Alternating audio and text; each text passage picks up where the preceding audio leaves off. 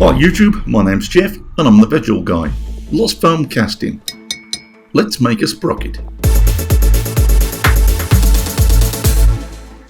Hi again guys. Today I thought I'd share my technique for lost foam casting with you in the hope that it's useful to someone out there.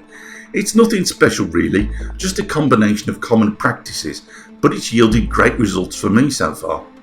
It begins with the choice of foam. Most folks use expanded polystyrene foam when they're lost casting. That's that white stuff that you typically find in packaging. But there's also extruded polystyrene foam, which is much favoured by model makers. It has many of the same properties of expanded foam, but it's much denser. Extruded foam can be tooled and worked without falling apart, unlike expanded foam. So if I'm looking for detail, that's the foam I opt for, and that's what I'm using here. You'll find it easily enough on the internet or at your local model shop. It cuts a treat with a hot wire foam cutter, but this piece is too thin for my needs. But I can easily double its thickness by gluing another piece to it. I use expanding foam glue for this, the sort that's used in woodwork. Whilst it's not quite the same, it behaves very similar in the foundry, and that's all I really care about. Apply the foam glue very thinly, you don't want too much, and then add some weight and ideally wait 24 hours. If you need to reduce the thickness of your foam, the hot wire foam cutter can cope no problem at all, or you can wear it down with ordinary sandpaper if you've got the patience. Here I'm placing a straight cutting router bit in my drill press, though it's not as sharp as it could be. The router bit can cut away the bulk of the material with ease, though it's not perfect and sanding is required later. You saw me making these wooden sprockets in an earlier video, and today I'm going to be using them as a template to produce our foam shape. I drilled some fine holes into the wooden sprocket to accept panel pins. These were hammered through the wood into the foam to hold it firmly in place.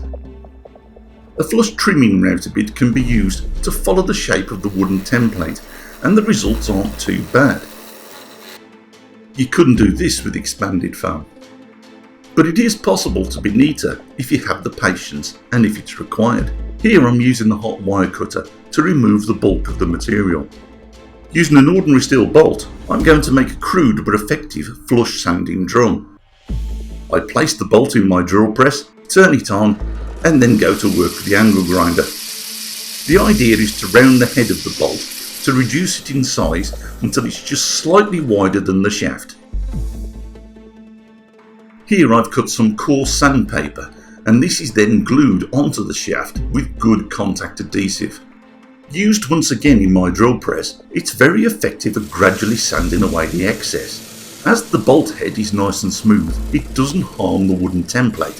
Just don't rush the process, go nice and slowly and don't put too much pressure on the work.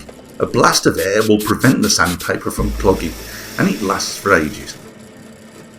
If there are any imperfections in your foam when you've finished, you can always drip candle wax onto them. Build this up as necessary and shape the candle wax using a sharp blade or even sandpaper.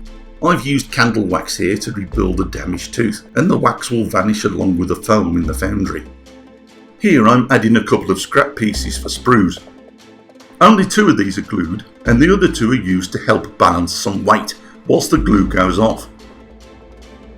Using standard copper pipe, I push some holes through some scraps of foam. These will make up the rest of the sprues, as you'll see in a moment.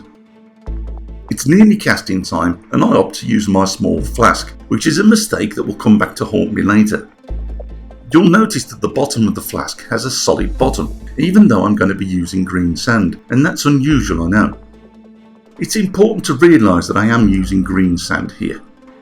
Typically dry sand is used in lost foam casting, but I found that yields poor results. With green sand, as the foam evaporates, the sand maintains its shape, allowing the molten metal to fill the void. Dry sand can drop down into the void and spoil this process.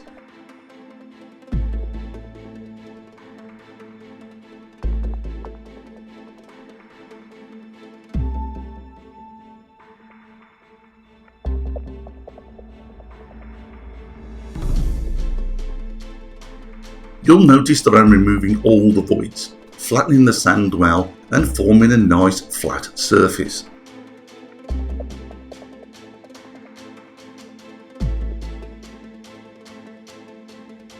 The upper flask is added and bolted in place.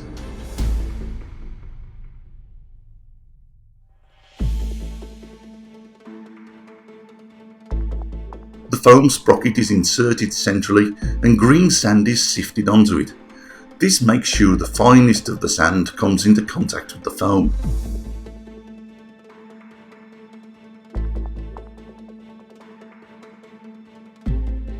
I'm using my fingers to make sure the sand is well pressed in. There can't be any voids and I don't want to risk damaging the foam, so fingers really are the best tool for the job.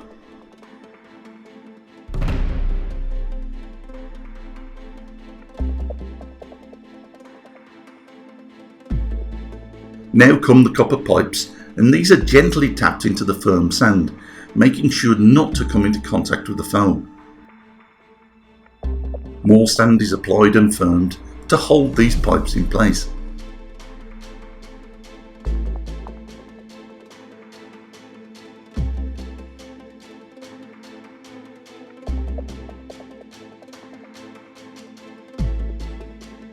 You can see the two sprue tabs sticking out of the sand, and ideally at this point you want the sand to be fairly flat and well pressed down.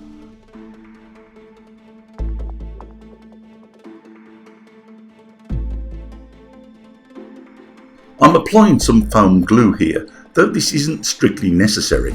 Then I slide the other section of the sprue down the pipe to contact the glue. These will form the feed and the vent, and they need to be buried under the sand. And that was my big mistake. Using my smaller flask, I didn't have the height I needed to cover these properly. You need a good couple of inches at least on top of your highest foam point, and stupidly I thought I could get away with it here, and I didn't. The empty food tins help extend the height of the feed and vent. I picked up this tip from Myford Boy. The idea is to add pressure to the molten metal as it's poured in, and it works very well.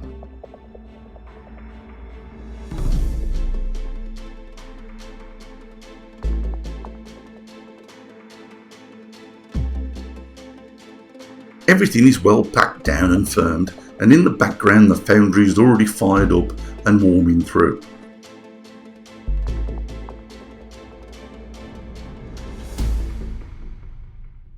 Once the metal is melted and ready, it's time to remove the copper pipes.